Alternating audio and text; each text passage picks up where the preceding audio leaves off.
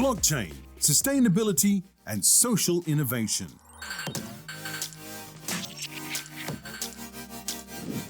Moderated by Stephen Meade, the Bullseye Guy, monetapro.io.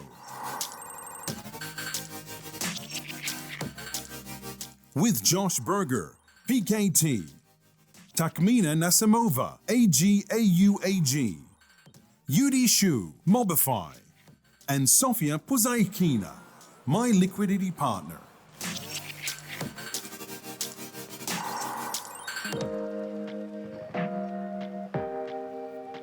All right, guys, we're going to get started, keep everything on time. Appreciate everybody sticking around. This is our panel on, if we look up here, sustainability and social innovation.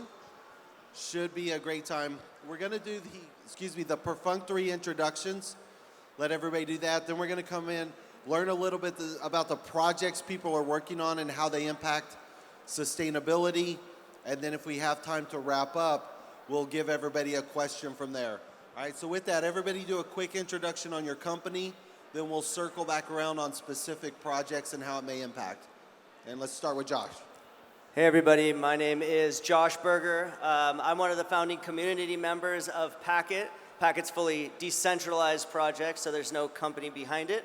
But it allows individuals like you or me to be able to earn money from your internet. And by everybody participating in the ecosystem, we are decentralizing access to the internet and getting the next billion people online. Perfect. Takhmina. Hi everyone, my name is Nasimova and I represent peer-to-peer electronic money system AgAu. A little closer so they can hear you. Sorry. Okay. AgAu, peer-to-peer electronic money system, backed by silver and gold. We're based in Switzerland and I work on business development and impact projects in Africa. Perfect. Yuri. Hey everybody, my name is Yudi. So it's my first time in Dubai and first time in AIBC. So I'm the CEO and founder of MobiFi. So we provide mobility services but built on Web3. Thanks. And it's Yudi's first time in Dubai, but I want everybody to give us a quick round of applause. Sofya has worked hard at these events for many years, worked with Iman and AIBC. It's her first time on stage. So I want everybody to give her a big round of applause for her first time being on the panel. Thank you. Thank you, Steve. I told you I would be easy on you, so give us an introduction. Appreciate it. It's actually not my first time on stage, it's my first time on a panel. First time on panel. Thank you for the intro, though. So my name is Sofya. I'm the operations director for my liquidity partner and the Ruby Family Foundation. And that's a great pleasure to be on this panel with you guys today. Looks like we all have different background, but going towards the same goal. The My Liquidity partner is the liquidity provider project for the decentralized exchanges. And the Ruby Family Foundation is the blockchain-based self-sustainable foundation that gives 100% of the funds towards the mission. And generally just trying to make the world and crypto industry a better place. And I said that I was going to ask everybody about a project. I'm going to mix it up on you. I want all of you, if you can, to give your definition as quickly as possible of social innovation. How would you define social innovation? And then I'll, next question, let you define how you impact that. Josh, how would you do social innovation? I mean, it's kind of a broad term because a lot of things could be social innovation, but I think it is anything that elevates society and allows people to be able to just take things to the next level from a community-based standpoint. Okay, perfect. Go ahead. Yeah, I agree with you, Josh. It's definitely about community, but most importantly, it's also about impact. So social innovations equals impact, on my opinion. So in my opinion, social innovation, right? So you look at the innovation. When you talk about innovation, you should think about value. And social innovation is the value that you generate for the society. That's what I think. So when we're talking about the social innovation, it cannot go without the sustainability, and sustainability cannot go without the scalability. And that's actually the problem which I think we have in the industry. Right now, it's lack of education of the industry. So due to that, the scalability is quite challenging to move forward. So the social innovation would lead to the education first. Yeah, and we've done a lot of work with the UN. I have a slide for the United Nations that says awareness builds apathy, actions bring achievements. And so many of the programs around innovation are really just awareness programs. They're not actually achieving something. And one of the things that we want to achieve is scalability. And a lot of people talk about how do you get, helicopter worries me. How do you get 1 billion people involved in something and scale? We're going to reverse it. Sofya, we're going to start with you with the project you guys are working on, the Family Foundation, the philanthropy. How are you going to scale, and what's the impact for the people you're trying to help? Well, first of all, when we talk about the foundation, it's important to say that the charity industry has a really, really different approach to what it's doing. And most of the well-known charities would, give 80%, if not 90%, towards the personal needs and the administrative fees. What we try to do, we want to bring the new approach to the charity industry, and in our foundation, we are allocating 100% of the funds towards the mission. Moreover, it operates as the DAO, meaning that anybody can submit the mission for us and the community votes, and then we just want to have as many projects as possible having the same approach of the decentralization. And at the moment, the problem which we have in the industry, and a lot of people before us were talking about that on this stage, is that most of the projects which are coming in the DeFi industry, or tokens which are coming into marketplace, or NFTs, it has absolutely no utility. It provides nothing to the infrastructure. It's not benefiting the community, people losing trust, people losing their money as well. And how would we move towards the mass adoption, which we are talking about for so many years, if there is no actual education again for people? And that's why it's not scalable. So what we try to do, we try to bring this element on the picture, so more people will get inspired and would maybe replicate our approach. Perfect. We're going to segue down here to Josh, because Sofya talked about infrastructure and scalability, and I know what you guys are doing at Packet. I've been a big fan for years. Talk about what you're doing with infrastructure and Wi-Fi, and really what Packet is and how it can scale and make an impact. Yeah, I think there's really two ways to get people to do things. It's either get them to really believe in it or pay them to do it. And we've, in architecting the Packet ecosystem, we wanted to make it so that you did both, creating a mechanism where a blockchain is paying you to be able to perform, and then actually creating impact by doing so, and creating an economic incentive for people to be able to contribute internet bandwidth to the ecosystem is how people get paid. But being able to get the next billion people online, that is something that people can stand behind and be able to believe in. And I think it is at the foundation of social impact, because the internet is a dictator of information, education, social economics, opportunity. I mean, we all came here just finding this online or through our network. So it's a super powerful thing, and we kind of take it for granted. And being able to give that away as a human right to people is pretty world-changing, in my opinion. Very cool. And so with Packet Cash, it's a way to actually earn money. Let's go to Yudi. Yudi's is more about the payment side. Talk to us about the payment and some of the things you're doing, and again, how it can impact and how it can scale. Yeah, thanks, Stephen. So first of all, when I started this project, MobiFi, right? So I'm asking myself a question, basically, what crypto can bring the value to general public, not just to those crypto fans. Because if you look at all the crypto project on the market, it's more about trading, like get rich fast, right? So I asked the question myself and realized that's something we have to do, really relate our product to the real world. So that's why we focus on the mobility industry. And talking about mobility industry, it's a multi-billion globally, right? So really, really big. You have millions of people there. And the payment solution that we incorporated into the Web3 for the mobility solution is going to help everybody, even general public, to become ready for the Web3 world. Got it. So Sofya's on the investment side. Josh is on the earning side. Yudi's on the payment side. And now we have the asset side. Asset side, exactly. So we as AgAu, we represent, let's say, giving the access to that 1% of the services that were accessible only to 1% of the population before. So giving access and reducing poverty by the means of the gold and silver helps the sustainable development, and also rediscovery of the assets, gives an opportunity for people in emerging markets to actually benefit from this financial system that they are in. I think I just wanted to add to that. I think access is the most important thing and one of the biggest problems with the growth of blockchain is how complicated things are, and how, a lot of people want to participate in social impact, but it's like, the problem's so big, how can I participate? And I think when you really are going to see mass adoption of this technology is when you can lower the barrier to entry. And it's been a huge focus of mine to be able to create applications, use cases where we're not talking about protocols and all the things behind the scenes, but really what it does and how you can participate. Yeah, moreover, it's also about education, right?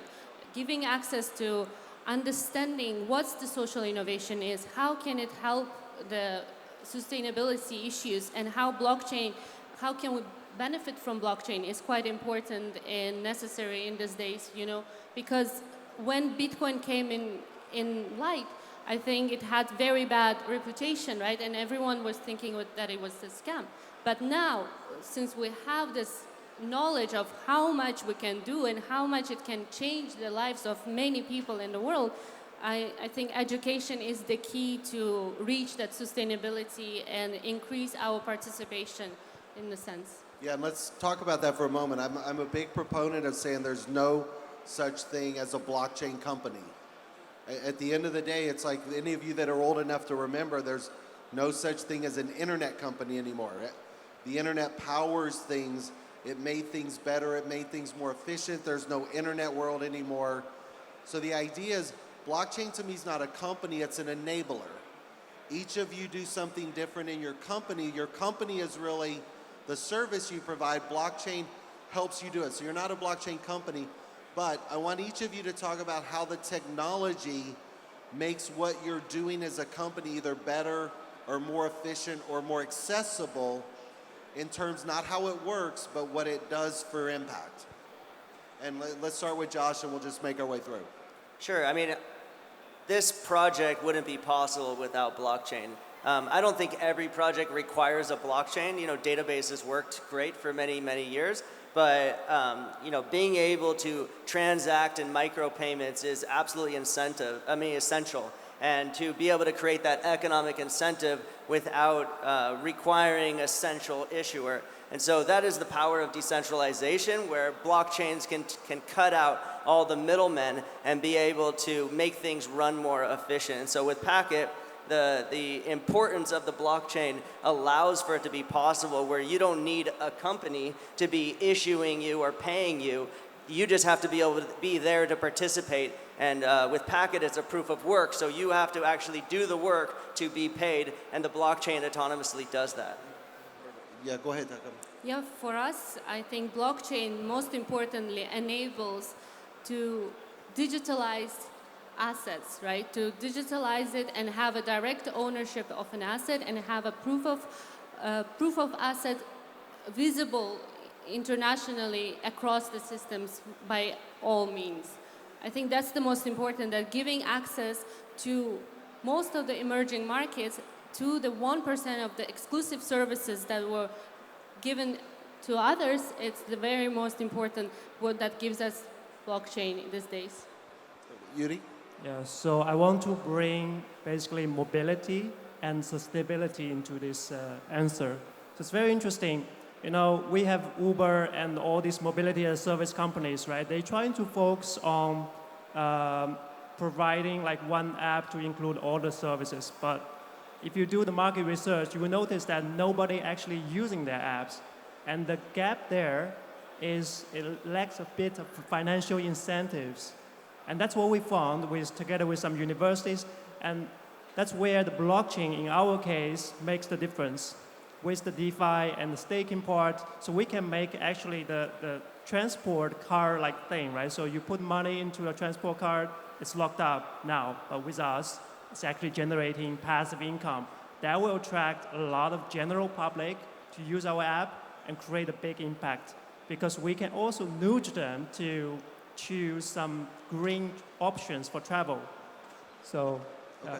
And on the philanthropy side, we're actually doing the United Nations. So we're launching the Peace Coin and the Peace Coin Foundation and stuff that's sort of on the investment side, and we're using blockchain uniquely. But Sofya, I know what you guys are doing is more the DAO and the democratization. So talk about how blockchain's impacting the decision process in the foundation and how the community can direct what you're doing. Sure. First, let me tell you, I really like this idea that there is no blockchain company, as there is no pure decentralized company either on the market. It's like blockchain-infused company, I would say. So right now, what we see in the market is that blockchain is becoming the substitution to the banking system, the substitution to the pension fund for the people, where they actually can rely on the DeFi solutions.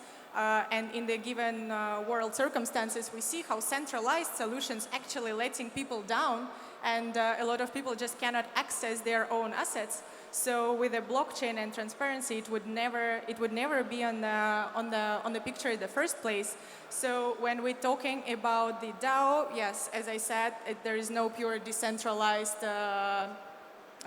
companies nowadays in the crypto space. But what we're trying to do, we want to give the voice to the community so they decide how to operate in the industry, and they decide, they have a voice, they making a choice, which we don't have in the centralized approach nowadays.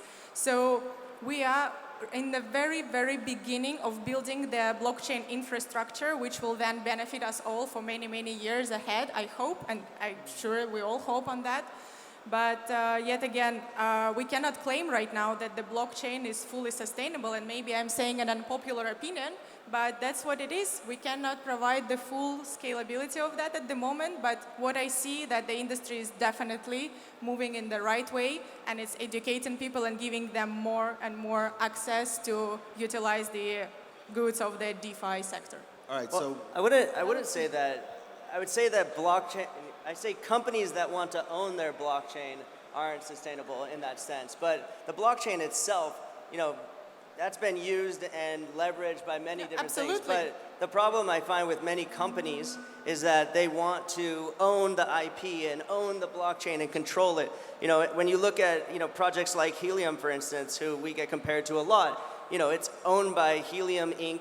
You have to get permission by Helium Inc. to be able to mine. And it takes away the essence of fully decentralization, where you're required on a company to be the dictator. It also becomes the central point of failure. And with real, true decentralization means that there isn't a central point of failure because it's made up of the community. yeah, so let's go with this. We're going to wrap up. I want each of you to answer the following question in 30 seconds or less. Again, awareness builds apathy, actions bring achievement. Sofya, looking 5 years out, what's the impact you would like your company to have? Well, if we're talking about the My Liquidity partner, I was actually telling you guys in the beginning of this panel what we do, and also Verlin was just on stage a few minutes before me explaining the exact details of our operations, but I see our company to operate as a pension fund, because even right now, I see a lot of people, our partners, our users who are relying on us and who are actually using our platform as something which will substitute the centralized system for us. And it's not just the blockchain enthusiasts, that actually people who are coming from the traditional industries and who have like a banking experience, 20, 30 plus years of banking experience, and they believe in the system. But that means that it works. It means that we're doing the right thing, and it means that we need to move forward with educating more and more people. Okay, perfect. We're on the clock. 10 seconds or less, everybody, if you can. Impact from your company in 5 years. Okay, so I'm trying to make it short. So since we are a company based in the Netherlands, our goal is to unify the entire EU, include the UK, so that everybody can use our app to travel seamlessly and pay seamlessly with the token that we have. So don't worry about currency anymore, and that's the impact we want to make and nudge people to change their travel behavior to become more sustainable. Perfect. Go ahead. Okay, for us, there are 2 billion people that are unbanked today. So in 5 years, we're looking forward to banking the unbanked, educating them on all the social innovations, and increasing entrepreneurship in emerging markets.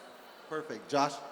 With Packet, I mean, the goal is to get the next billion people online. And these are people who don't have internet access. And so giving the power to the people to be able to bring a network that's built by the people. And so giving that opportunity to individuals who want to take up pieces of the network and build out their own infrastructure.